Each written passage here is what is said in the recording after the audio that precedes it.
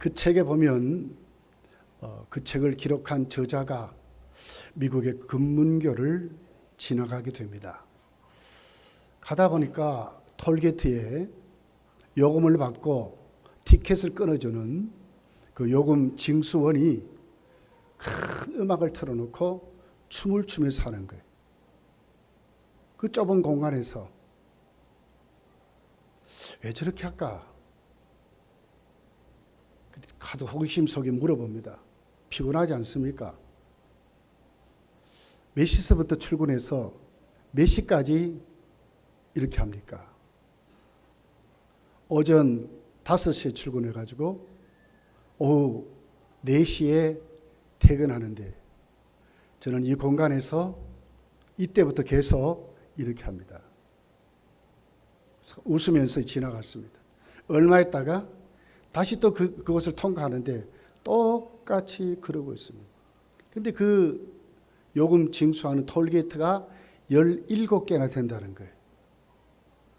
근데 그 사람에게 또 묻습니다. 뭘 하고 있습니까? 예, 저는 여기서 파티를 하고 있습니다. 무슨 파티입니까? 누구를 초청했습니까? 예, 저는 저를 초청했습니다. 그러면서 거기에서 자신은 파티를 하고 있다 이렇게 말합니다. 그럼 왜 다른 징수원들은 이렇게 하지 않습니까? 잘 보십시오. 다른 징수원은 저기에 갇혀서 시체같이 관같이 저러고 있습니다. 저들은 저곳에서 절망 가운데 죽어갈 것입니다. 나는 그렇지 않습니다. 나는 이곳이 내 무대이고 내 연극장이고 앞으로 뭘 하려고 그럽니까? 그러니까 자기는 앞으로 댄스 강사가 되기를 원한다 이렇게 말했습니다. 여러분, 똑같은 일을 하고 똑같이 살아가는 것 같아도 우리 인생이 어떤 목적을 가지고 오늘 내가 어떤 마음의 태도를 가지고 살아가는가는 굉장히 중요하다고 하는 것입니다. 가장 비극적인 삶이 뭘까요? 폐쇄되어 사는 사람들입니다. 이웃과 소통하지 아니하고 어떤 공간에 자기 세계에 갇혀서 아무것도 하지 못하고 살아가는 절망 가운데 살아가는 사람들이 가장 비극적이고 불행한 사람일 것입니다. 오늘 본문에 그런 사람이 있습니다. 오늘 31절부터 보면 사람들이 벙어리 되고 듣지 못한 귀머거리 벙어리 된 사람을 예수께로 데리고 나옵니다. 그리고는 만져서 안수해 주시기를 원하고 있는 장면이 기록이 되어 있습니다. 우리 이 사람을 한번 가만히 한번 생각해 보세요. 어떻게 지금까지 살았을까요? 당시에 장애인들은 어떤 취급을 받았죠? 저주받은 취급을 받고 살았습니다. 이웃과 말이 소통이 안 되니까, 들을 수 없으니까 왕따가 되어서 살았을 것입니다. 의사가 소통이 되지 않았습니다. 그러니까 자동적으로 자기 마음을 닫고 그렇게 살았을 것입니다. 육체도 장애입니다. 정신도 많은 절망 속에 처절하게 살았을 것입니다. 그의 마음은 얼마나 괴로웠을까? 이웃이 없는 그의 삶을 얼마나 괴로웠을까 하는 것입니다. 사람들이 예수께 데려왔을 때에 예수는 그 사람을 따로 데리고 갑니다.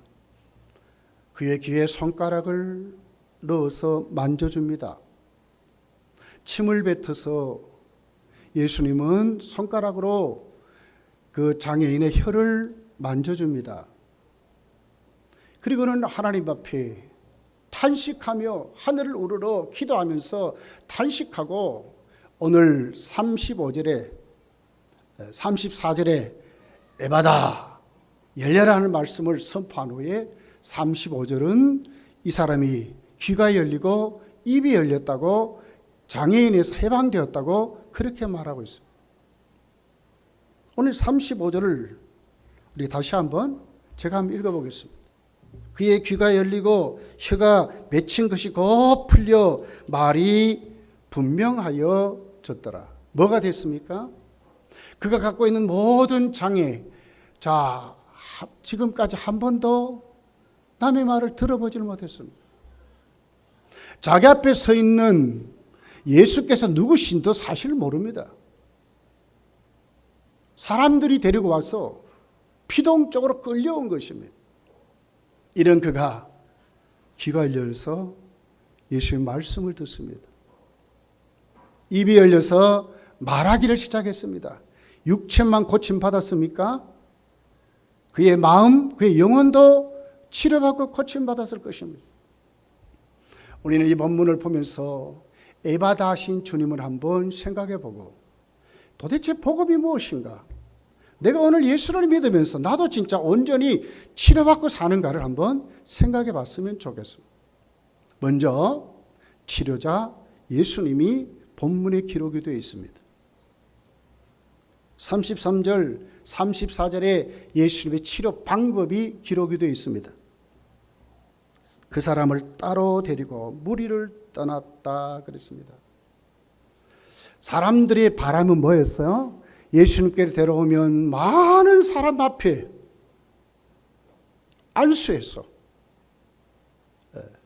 그의 귀가 열리는 것을 많은 사람에게 보여주고 그의 입이 열려서 더듬더듬하던 그 말이 또렷하게 되는 그 장면을 많은 사람들에게 보여달라고 하는 것이 뜻이었습니다. 그렇게 되면 어떻게 될까요? 물론 이 사람은 고침받을 수도 있습니다. 왜? 예수님은 하나님이시니까 그럴 수도 있습니다. 그러나 얼마나 지금까지 폐쇄되어 있던 그분이 인격적으로 얼마나 많은 상처를 입겠습니까? 예수님은 따로 이 사람을 데려갔습니다. 이것은 뭘 얘기하죠? 나 한 사람 개인 정말로 주님은 그냥 막대하시지 아니하시고 정말 그 사람에게 딱 맞도록 예수님은 치료하신다 하는 것입니다. 그분의 사랑을 여기서 배울 수가 있습니다. 사람들이 무지막지하게 데려온 이런 사랑이 아닙니다. 그 사람의 입장에 서서 어떻게 하면 이 사람이 다른 사람 앞에 정말 온전히 회복될까? 정말 하나님의 사람으로 살아갈 수 있을까 하는 것이 예수님의 배려가 오늘 본문에 기록이 되어 있다고 하는 것입니다. 그러면 보십시오. 주님은 지금까지 했던 치료의 방법과는 다르게 치료를 합니다. 예수님 말씀으로 많은 병자를 고쳤습니다. 때로는 안수에서도 고쳤습니다. 그런데 오늘은 참 이상하지요. 손가락을 구태여 귀에다가 집어넣습니다. 침을 뱉어서 그 침을 그 사람 혀에 찍어서 터치해주는, 만져주는 장면이 여기 있습니다. 꼭 이렇게 해야 될까요? 말씀 한마디로 치료할 수 있는 그 하나님이신 주님이 꼭 이렇게 해야 될까요? 왜 이렇게 했을까? 왜 귀를 타치하시고 왜 그렇게 했을까? 이것은 바로 이 세상에 어느 누구도 할 수 없는 예수님이 그 사람을 정말 인격적으로 충분히 예수님이 고쳐주신다는 것을 체험케 하시도록 너를 내가 사랑한다고 하는 뚜렷한 방법을 예수님이 그 사람에게 표현해 주는 그런 사건으로 우리가 이해할 수 있다고 하는 것입니다. 이것만이 아닙니다. 오늘 34절에 보면 하늘 우러러 탄식하셨다고 그랬어요. 이 탄식한다는 말은 원문을 보면 한탄한다, 신음한다 하는 말이에요. 막 창자가 뒤틀리도록 아픔을 느끼는 것을 말합니다. 하나님께 기도하는데 그냥 기도가 아니라 그 사람을 공감하면서 그 아픔을 절감하면서 예수님은 신음하듯이 하나님께 기도했다 이런 말입니다. 누가 이 사람을 이렇게 대할 수 있겠습니까? 여러분 이런 사람 만나봤습니까? 여러분의 남편이 이렇게 합니까? 여러분의 아내가 이렇게 합니까? 여러분의 자녀들이 이렇게 합니까? 여러분의 부모들이 이렇게 합니까? 어떤 교주가 이렇게 합니까? 세상에 어느 누구가 이렇게 할 수 있겠습니까? 그 사람의 입장에 서서 그 사람이 되어서 하나님께 신음하듯이 그리고는 막대할 수 있는데 불구하고 따로 데리고 가서 사람들에게 창피를 당하지 않게 하고 그리고는 그에게 귀에 손을 대어서 예수님의 만져주심을 한번 생각해 보세요. 지금까지 그 사람은 똑바로 씻었을까요? 그의 얼마나 많은 냄새가 났을까? 그의 몸에 얼마나 많은 냄새가 났을까? 그의 입에서 얼마나 입냄새가 났겠냐 그 말이. 그런데도 예수님이 전혀 개의하지 아니하시고 오늘 그를 만져서 찢어지는 고통을 안고 그 사람을 위해서 하나님 앞에 기도해 주셨다 하는 예수님의 모습을 우리에게 보여주는 것입니다. 우리가 만난 주님은 이런 분입니다. 그분이 날 위하여 십자가에 죽어주시고 다시 부활하셔서 다시 오시는 재림하신 우리 주님은 이런 분입니다. 정말 여러분 이런 주님을 만났습니까? 어느 누구도 나에게 사랑을 베풀 때에 많은 조건을 가지고 말하지요. 환경 탓을 하고 마음 탓을 하고 분위기 탓을 하고 다. 그런데 예수님은 아무 조건도 보시지 아니하시고 이 사람을 고쳐주시는데, 지금까지 여러분 오늘 본문에 보면 이방의 갈릴리를 말해요. 이곳의 종교는요 로마의 신들을 가지고 섬겼던 사람들입니다. 반쪽짜리 유대인도 여기 많았습니다. 또 유대인도 여기 살았습니다. 그러나 이들은 정확한 사람들이 아닙니다. 다신눈에 쩔어있고 미신에 쩔어있던 이런 사람들입니다. 한 번도 살아계신 이런 사랑을 그들이 만나지 못한 이 사람에게 예수님은 신음하듯이 그 고통을 안고 그 사람을 공감하면서 하나님을 향해서 기도해서 뭐라고 합니까? 에바다 하신 것입니다. 이것이 주님의 치료라고 오늘 성경은 우리에게 말씀을 하고 있습니다. 히브리서 기자는 이런 주님을 우리에게 소개를 하는데, 히브리서 4장 14절에 보면 큰 대제사장이라고 그랬어요. 하나님과 우리 사이를 중보하시는 유일하신 큰 대제사장이라고 그렇게 말씀을 하면서 이번에 누구냐? 승천하신 이 곧 하나님의 아들 예수라고 그랬습니다. 이분이 누구라고요? 하나님의 아들 예수 그리스도라고 말하는, 이분이 곧 하나님이시라고 말합니다. 하나님이면서도 존귀와 영광만 받으시는 것이 아니라 우리를 고쳐주시는데 완벽하게 우리를 치료해 주시는 그 사랑으로 오늘도 우리를 사랑하신다고 말씀을 하고 있는 것입니다. 오셔서 뭘 했습니까? 어떻게 그분이 오늘 이렇게 할 수 있습니까? 히브리서 4장 14절, 15절, 특별히 15절에 보니까 이렇게 말씀합니다. 우리에게 있는 대제사장은 우리의 연약함을 동정하지 못할 뿐이 아니라 우리 연약함을 동정한데 공감한다 그 말이죠. 왜 그랬느냐? 모든 일에 우리와 똑같이 시험을 받으셨다는 거예요. 우리 연약함을 몸소 체험하셨고 우리의 눈물을 몸소 체험하셨고 저주받아 영원히 지옥 갈 우리를 불쌍히 여기시는 그런 주님이 다 체험하셨기 때문에, 완벽하게 그 길을 가보셨기 때문에 동정 못할 뿐이 아니라 공감하지 못할 뿐이 아니라 사랑하지 못할 뿐이 아니라 난 사람 만져서 정말 치료하셔서 예수의 사람으로 완벽하게 세우실 수 있는 하나님이심을 우리에게 말씀하는 것입니다. 성도여, 여러분은 지금 어떤 주님을 만나고 삽니까?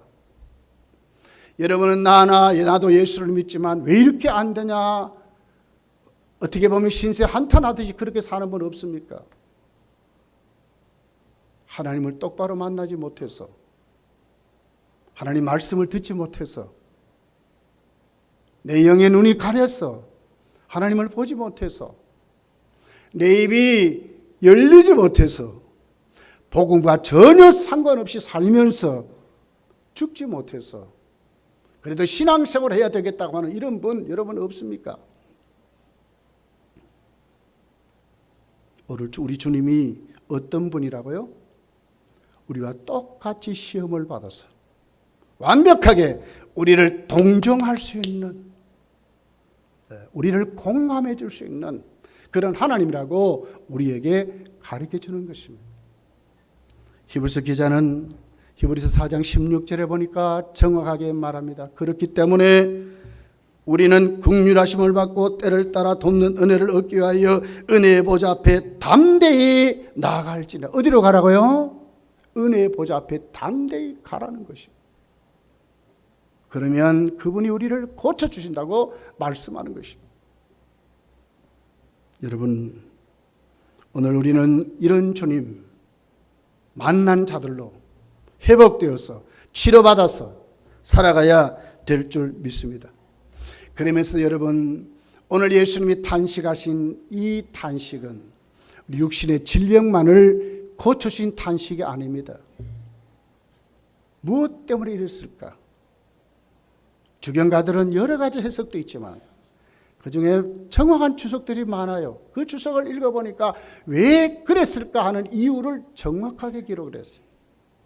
예수님 이 땅에 오신 목적이 뭐죠? 복음 전하기 위해서, 하나님 나라를 만드시기 위해서 오셨어요. 근데 귀머거리 됐습니다. 그러면 뭐예요? 복음을 듣지 못하는 거예요. 복음을 못 듣으니까 믿음으로 구원을 받을 수가 없어요. 진짜 본질을 만나지 못한 겁니다. 그럼 어떻게 돼요? 입이 열리지 않으니까 그의 입술로 하나님을 한 번도 찬양하지 못하고 살았을 거예요. 정말 최고의 감사와 기쁨을 돌려드리지 못하고 살았을 거예요. 여기에 대한 탄식인 것입니다. 불쌍히 여겼어. 여기에 대한 탄식을 지금 주님이 하나님께 올려드리는 것입니다. 하나님, 듣게 해 주십시오. 하나님, 입을 열게 해 주십시오 하는 탄식으로 예수님이 지금 기도하시는 것으로 성경이 우리에게 말하고 있습니다. 여러분, 우리나라에 복음이 들어올 때도 우리나라도 그랬습니다. 미신에 찌들었습니다. 1892년에 충청도 지방에 복음을 전하는 민노아라는 선교사가 있습니다. 원래 이 사람은 프레드릭 밀러라고 하는 본명이 그런 사람입니다. 밀러라는 분입니다. 북장로교회 선교사로 파송되어서 충청도에 복음을 전하게 갔습니다. 충청도 사람은 뭐라고 생각해요? 스스로 양반들이라 그럽니다. 양반은 양반인 것 같은데 미신에 쩌들어 삽니다. 이분이 나중에 복음을 전하면서 도산 안창호 같은 제자를 배출한 이런 분이에요.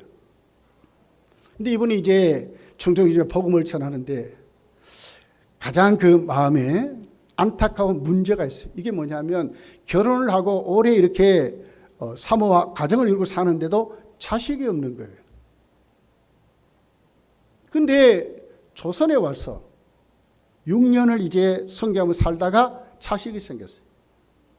얼마나 감격스러울까? 얼마나 좋을까? 하나님께 감사하고 그런데 그만 풍토병에 6개월 만에 마지가 죽었습니다. 지금도 양화진에 가면 이번에 가정 묘소가 있습니다. 거기에 이 아들이 거기에 묻혀 있습니다. 그 슬픔을 안고 그리고는 2년이 지난 다음에 둘째가 생겼습니다. 태어나자마자 이틀 만에 둘째가 죽어버렸습니다. 사모님이 헤어날 수 없는 가슴의 아픔을 가지고 삽니다. 고민하고 그러다 1년 만에 사모님 것만 죽어버렸습니다. 충청도 사람들이 선교사님을 묻습니다. 당신이 믿는 예수가 누구이시기에 왜 이렇게 당신에게 고통을 줍니까? 하고 물었습니다. 여러분 같으면 어떻게 대답할까요? 근데 갑자기 민노아 성교의 입술이 열리기 시작했습니다. 그리고는 찬송하기를 시작했습니다. 이것이 우리가 지금 부르는 찬송가 96장의 찬송입니다. 예수님은 누구신가 하는 찬송이었습니다. 그들에게 거기에 대한 답을 찬송으로 대답했습니다. 하나님의 위로에 꽉 채워줘서 그는 그 찬송을 그들에게 대답해 주었다고 하는 것이 찬송가 96장의 해설로 그렇게 말하고 있습니다. 예수님은 누구신가? 우는 자의 위로와 없는 자의 풍성이며 천한 자의 높음과 잡힌 자의 노임되고 우리 기쁨 되시네.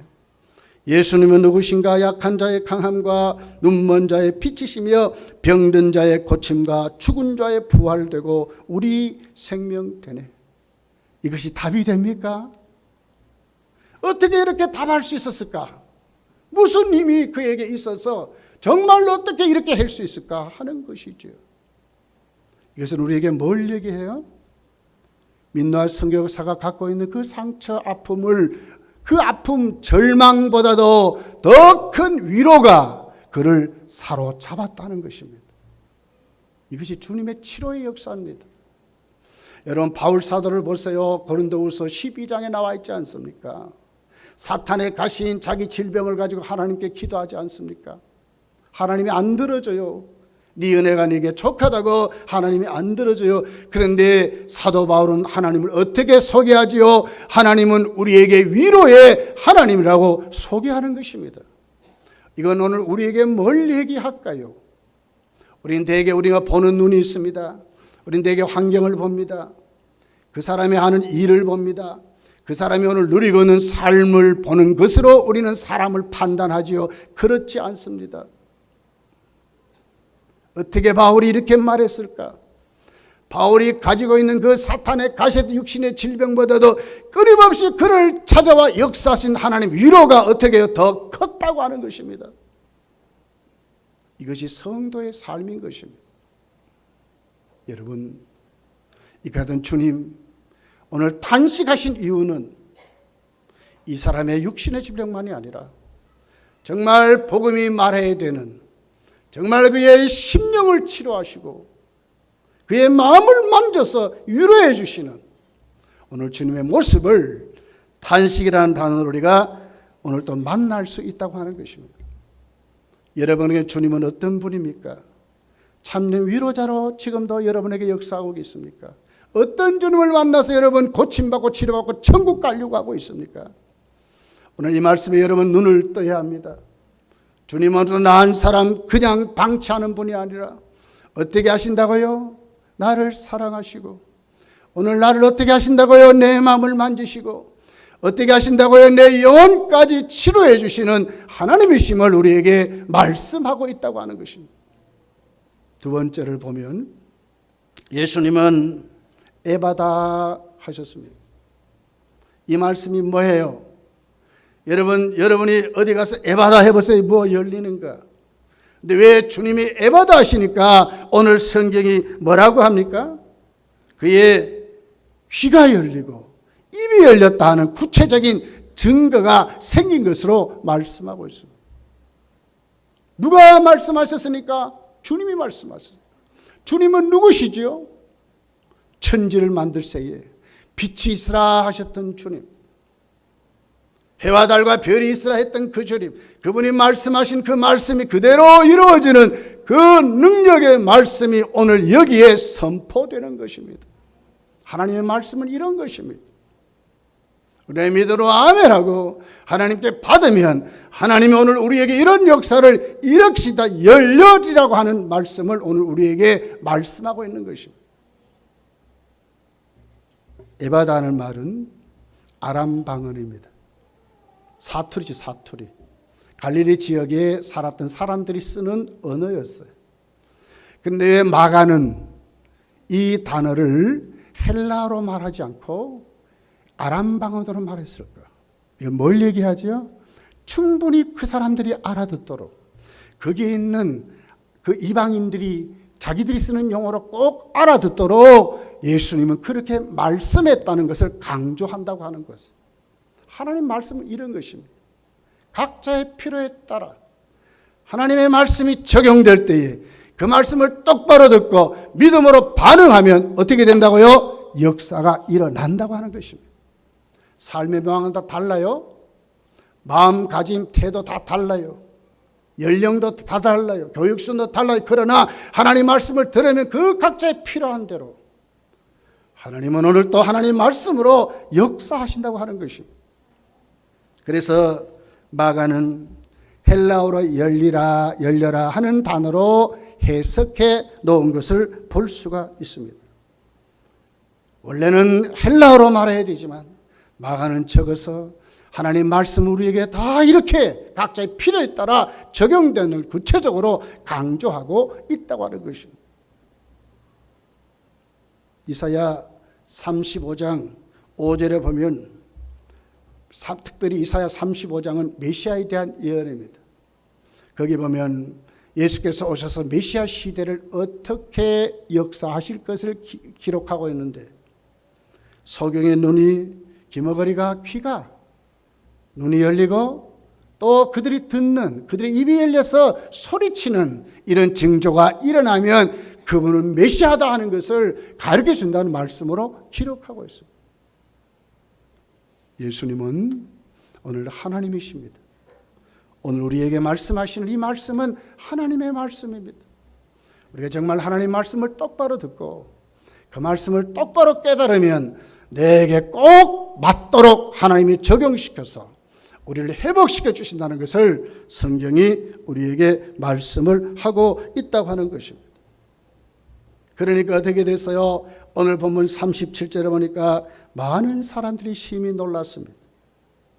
그리고는 잘했다고 칭찬합니다. 그리고는 많은 사람들이 이곳저곳 다니면서 예수를 증거하는 모습들로 그렇게 기록이 되어 있습니다. 37절에 심히 하는 이 단어의 원문의 뜻을 보면 극도로 이 말이에요. 상상할 수도 없는 일이 일어났다 그 말이에요. 깜짝 놀랐다 그 말이에요. 예수님을 칭찬하고 축하하고 야단법석으로 떨고 난리가 났습니다. 그런데 참 이상한 일이 있습니다. 36절에 있는 말씀입니다. 우리 같이 한번 읽어보겠습니다. 36절 한번 같이 읽어봅시다. 시작. 예수께서 그들에게 경고하사 아무에게도 이르지 말라 하시니 경고하실수록 그들이 더욱 널리 전파한다. 왜 경고하셨을까?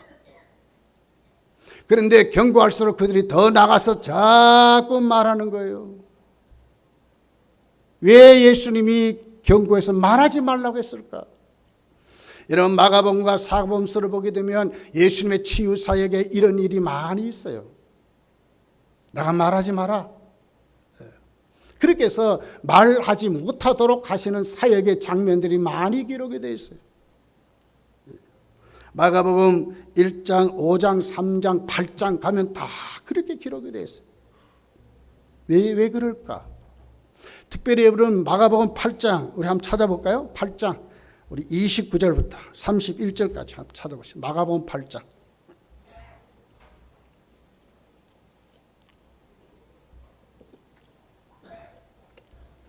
자, 같이 한번 읽어봅니다. 시작. 또 물으시되 너희는 나를 누구라 하느냐?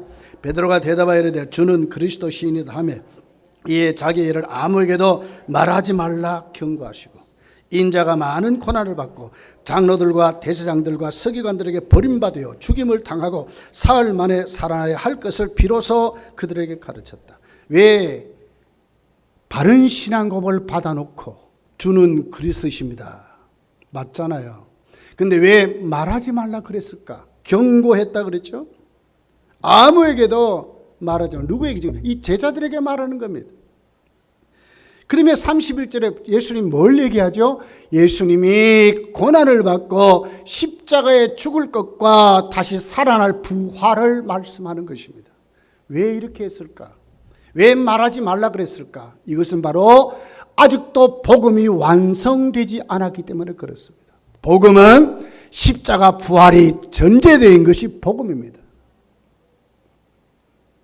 오늘 이 기머거리 되고 말을 얻어난 벙어리 된 이 사람들, 또 이 사람을 데리고 온 그 갈릴리 사람들에게 예수님 지금 말하지 말라고 하는데 경고하셨다 그랬어요. 이유가 뭐라고요? 아직도 복음이 완성되지 않으니까.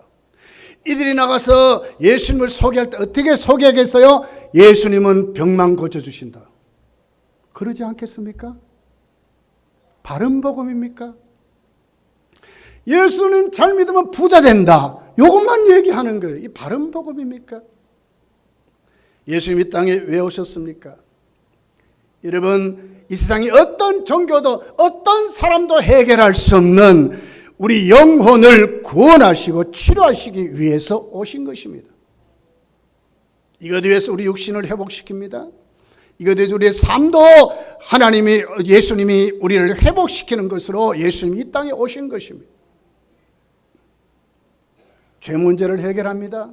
이 생에 어느 누구도 죄 문제를 해결할 수 없는 예수님만이 해결할 수 있게 죄 문제를 해결합니다. 율법의 정죄로 지옥 갈 사람들에게 자유를 선포하고 예수님의 새 생명을 아무도 할 수 없는 일을 예수님이 그것 하시기 위해서 이 땅에 오신 것입니다. 치료만이 아니에요. 부자 되는 것만이 아니에요.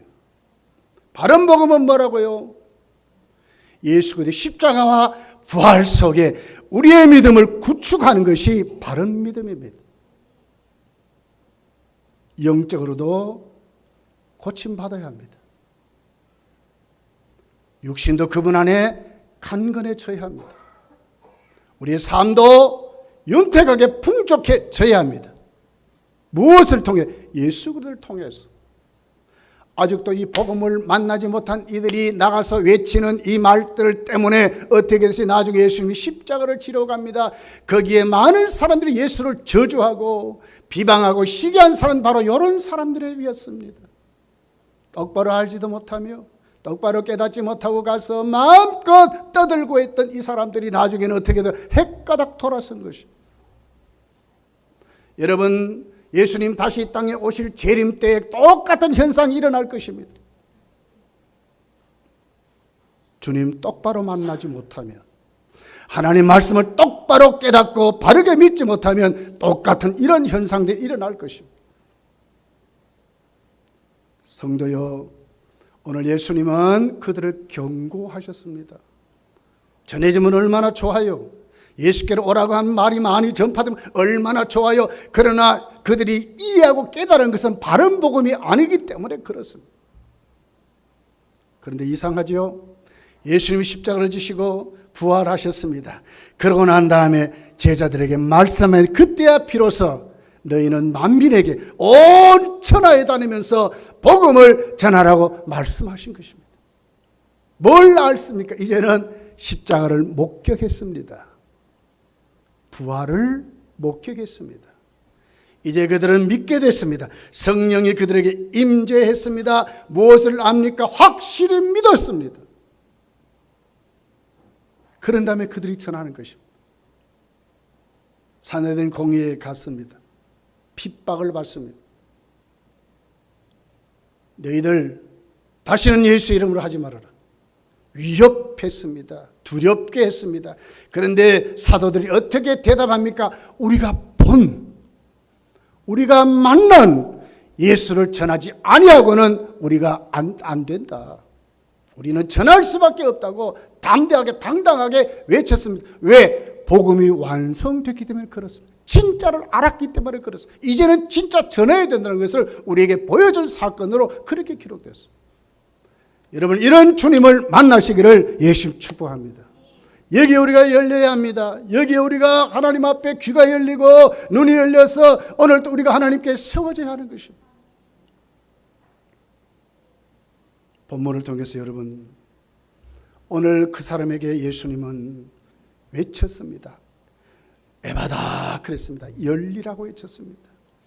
창조의 말씀입니다. 생명을 살리는 말씀입니다. 그 사람을 치료하고 고쳐주는 말씀입니다. 이 말씀이 오늘 여러분에게 들려지기를 예수 축복합니다. 여러분도 이 말씀 속에 살아나야 할 것입니다. 귀가 열리고 입이 열리고 눈이 열려서 참된 복음 안에 인격적으로 나를 사랑하시고 창자가 찢으시지 그 사람의 고통을 가슴에 안고 하나님께 기도해 줬던 그 주님, 그리고는 나에게만 구체적으로 따로 세워서 에바다 외쳐줬던 그 주님, 오늘 여러분의 주님으로 여러분 오늘 이 시간 만나서 여러분도 영적으로 하나님을 마음껏 찬양할 수 있고 하나님의 복음을 마음껏 들을 수 있고, 그리고는 닫혀진 우리의 믿음의 행위가 하나님 앞에 정말 전도하는 사람들을 열려져 가는 이웃에게 복음을 실천할 수 있는 믿음으로 세워지시기를 예수 축복합니다. 1절, 2절을 다시 한번 보겠습니다. 자, 오늘 본문입니다. 같이 한번 읽습니다. 시작. 예수께서 다시 두로 지방에서 나와 시돈을 지나고 데가볼리 지방으로 통과하여 갈릴리 호수에 이르시매 사람들이 귀먹고 말더듬하는 자를 데리고 예수께로 나와 안수하여 주시기를 간구한다. 31절에 예수님은 여러 지역을 다닙니다. 이 전부 이방 지역이 이방 지역. 유대인들이 사는 지역이 아닙니다. 그런데 32절에 가니까 누가 왔어요? 사람들이 이렇게 말해요. 사람들이. 만약에 오늘 이렇게 고침받은 이 사람들이 예수께로 데려오지 않았다면 이 사람 어떻게 살았을까? 오늘 우리에게도 이런 사람 많습니다. 여러분의 가족도 예수를 믿는 것 같은데도 한번 잘 보세요. 여러분의 자녀들 한번 잘 보세요. 여러분 남편, 여러분 아내를 잘 한번 보세요.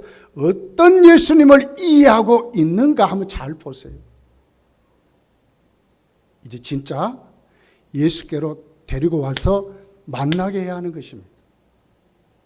더 나아가 오늘 이 이웃에 우리 금단지 흩어져 있는 많은 불신자들, 오늘 이 사람들이 데려오지 않았다면 폐쇄적인 마음을 가지고 절망을 가슴에 안고 이웃과 소통하지 못하고 하나님이 있는지도 모르는 삶을 살다가 어디로 가겠습니까? 지옥 형벌 속에 갈 것입니다. 사람들이 이 사람을 데리고 왔다고 그랬습니다. 이름도 없습니다. 무명의 사람이 누구인지도 모릅니다. 저와 여러분이 어떤 사람이 되어야 할까요? 우리도 예수 만났으니 어떻게 해야 될까요?